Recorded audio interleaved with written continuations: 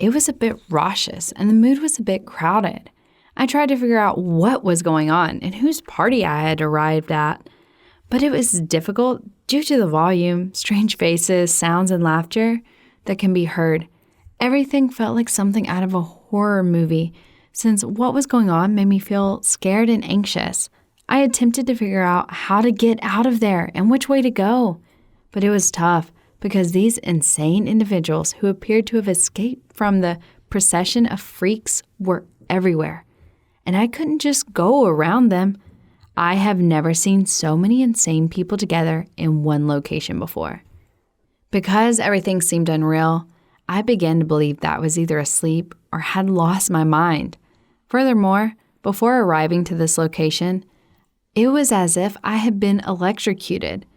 Because there were so many unusual things happening in such a short period of time as a result of this idea, I tried to wake myself up, but it was futile. And then I was blinded by the searchlight directed directly into my face, and everyone around me began to applaud. This drove me insane, and I assumed I had died and gone to hell, not heaven. Although, what if this is some kind of halfway point? In this thinking, I was immobilized by terror until one of the freaks approached me and offered me a glass. Oh, the goblet. Perhaps this is some kind of mistake, and it is not intended for me. So I decided to read what was written on it. Miss Ugliness. What the hell is going on here? Hey guys, my name is Nina, and recently a very strange and stupid story happened to me because I got the title of Miss Ugliness while being the top beauty of my school. How is this possible? You may ask soon. You will find out the answer to this question. Let me tell you everything from the beginning since childhood. I've always been a very beautiful girl. I was often invited to participate in photo sessions for different ads. For example, baby clothes and then some cosmetics of the world brands. I won all the beauty contests, and I had no equal. In fact, while I was a kid, my natural physical characteristics and my innate charm were enough. But later, I owed my success to my parents. They put a lot of effort and money into my appearance, education, and future. So things at school would have been different if they hadn't been there. I always won beauty pageants, broke the hearts of the coolest boys, and elicited envy even among the most popular girls. I was always and everywhere the best. So I was taken aback by this, adoring myself and my reflection in the mirror, recognizing that my beauty could be used as a weapon, and following a string of absolute successes. I decided to enter a local beauty pageant, confident that I would win. My classmate Jay, by the way, chose to join me, and I was startled by his decision. Jay, as well as beauty? Okay, I'll stop talking now. Jay and I had been quite close for over a month before the competition, and had even become friends. We encouraged one another and worked together to prepare for the approaching event, which included exercises, catwalks, massages, and cosmetic procedures.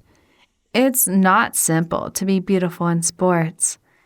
But the closer we came to the scheduled date, the more I realized Jay admired me even more than before, and that I shouldn't have trusted her.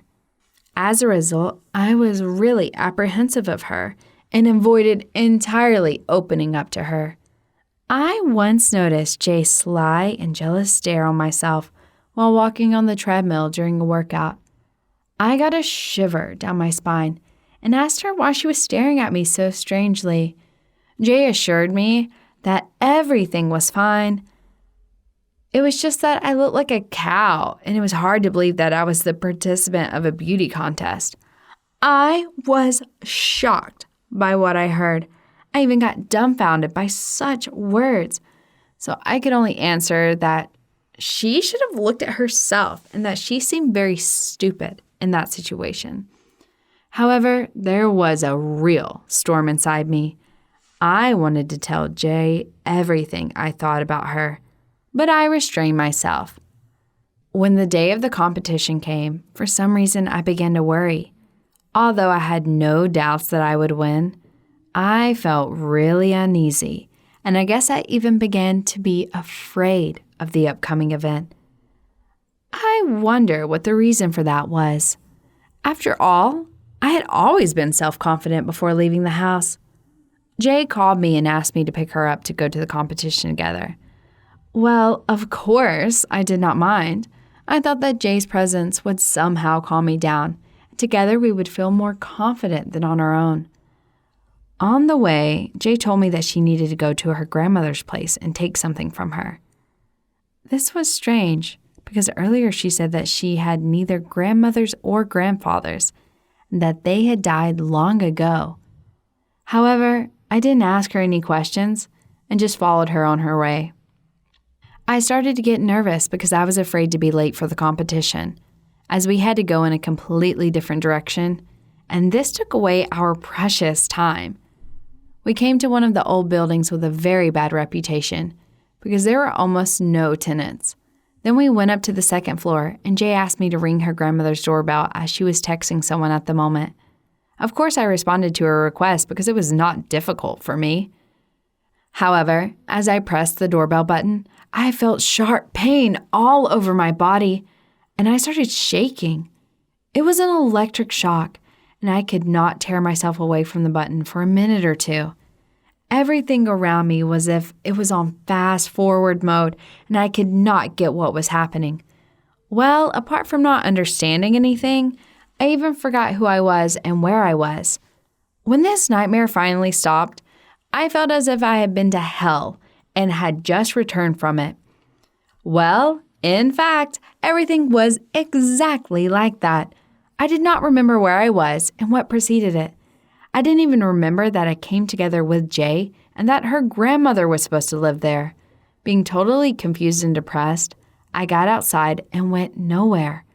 I began to reconstruct the chain of events, and one thing became clear to me in particular. I realized that Jay just left me there and ran away.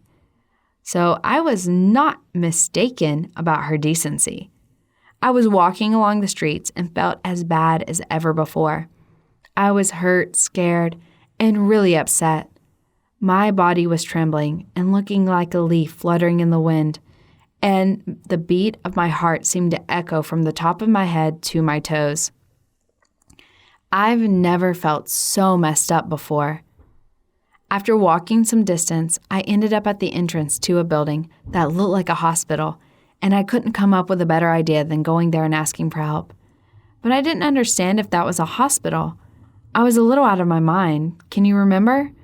And as soon as I entered that building, I saw a crowd of some crazy people.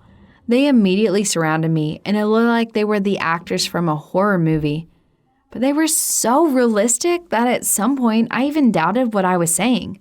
And in the end, they gave me the Miss Ugliness cup, which really threw me off balance. Then I was shocked, not so much by what was happening, but by the title that I had just been awarded. Actually, I decided to participate in a beauty contest to get the title of the top beauty of our city. But not all that. After all, what does this imply? And how dare these deranged individuals act in such a manner? And because my rage was uncontrollable, I began yelling and waving the cursed cup, demanding that the crazies take it away from me immediately. They were, however, smiling and circling around me as though making fun of me. Then I became enraged and hurled the trophy as far as I could with all my might. The room fell silent. People around me paused and stared at me, like scanning. And then someone questioned if I had lost my mind and why I'd come to the carnival in such a foul mood, which I shared with everyone. And then some of them grew upset and offered to take away my title. Then one of the guys around took off his mask and asked me why the hell I ruined everyone's holiday with my terrible behavior. And under the mask, he looked like quite a decent guy. I even found him a bit cute. I was a bit puzzled by this and tried to understand what the matter actually was, and everything started to fall into place when I began to peer into the faces of others that are freaks, as it seemed to me, and looked at their mask or makeup, under which ordinary teenagers like me were hiding. That is, they really had a carnival, and apparently I ended up there by accident. But what did this humiliating cup have to do with this? And then one of the girls gave me a mirror and said that I was actually one of the ugliest guests of the carnival, and that my reaction upset everyone who was present there. I looked at the mirror and was horrified. My face was covered with black stripes, looking like soot. And as for my hair, it stood on end and stuck out in all directions, which made me look like a broom. Oh my God! And then I realized that it was because of the electric shock and that I turned into a really ugly girl. Ironically, I ended up at this carnival where everyone had different images and hoped to get that cup, but none of those present could even compare to me. As a result, I missed the carnival's nastiness. Also, those guys turned out to be quite nice, and they were all theater club members. They assisted me in getting home as soon as I told them what occurred to me, and they even invited me to their concert. Later, it was revealed that Jay had set up the incident on purpose. She had planned ahead of time to go to that building, and as she didn't have any grandmothers living there, she removed the wires inside the doorbell. That's why as soon as I pressed it, I received an electric shock. She did it because she was envious, yet she still didn't win the beauty pageant. She's now having issues with the cops. Do you believe Jay's actions are justified? Leave your thoughts in the comments, give us a thumbs up, and subscribe to our channel.